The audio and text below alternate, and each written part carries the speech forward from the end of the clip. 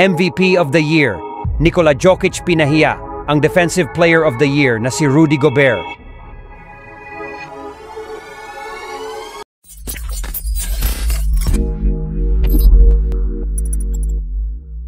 Tila pinakita na ng Denver Nuggets ang kanilang pagiging defending champions at nag-comeback mula sa 2-0 loss nila laban sa Minnesota Timberwolves.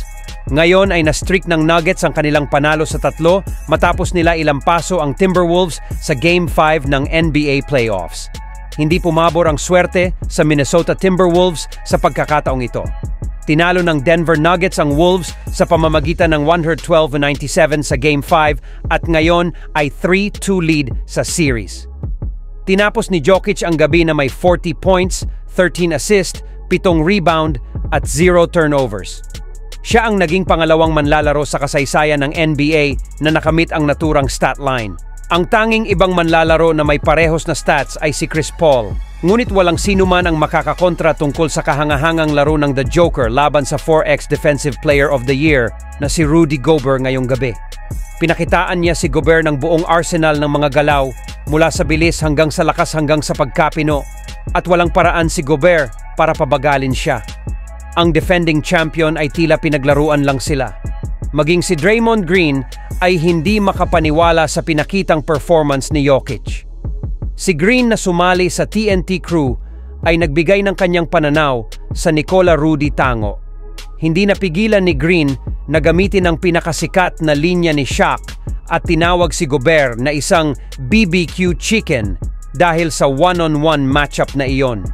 Iginiit ni Green na isa lang siyang truth teller at sa larong ito, walang pagkakataon si Gobert sa isang isla kasama si Jokic. Ito ay halos tulad ng Denver ninakawan ng pag-asa ang Wolves dahil sa kanilang 2 panalo sa Nuggets turf. Hindi lamang tinalo ng Mile High City ang T-Wolves sa kanilang home court, ngunit muli nila itong niluto pabalik sa Ball Arena.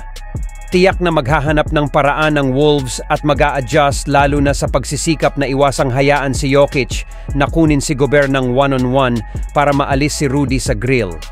Nanguna si Jokic na may 40 puntos, 13 assist, 7 rebound, 2 steals at 1 block. Bagamat tila naging one-man show ang Game 5, kapansin-pansin din magaling na support ni na Aaron Gordon na may 18 puntos, 10 rebound at 5 assist at Kentavious Caldwell-Pope na may 16 puntos, 5 rebound at 4 na assist.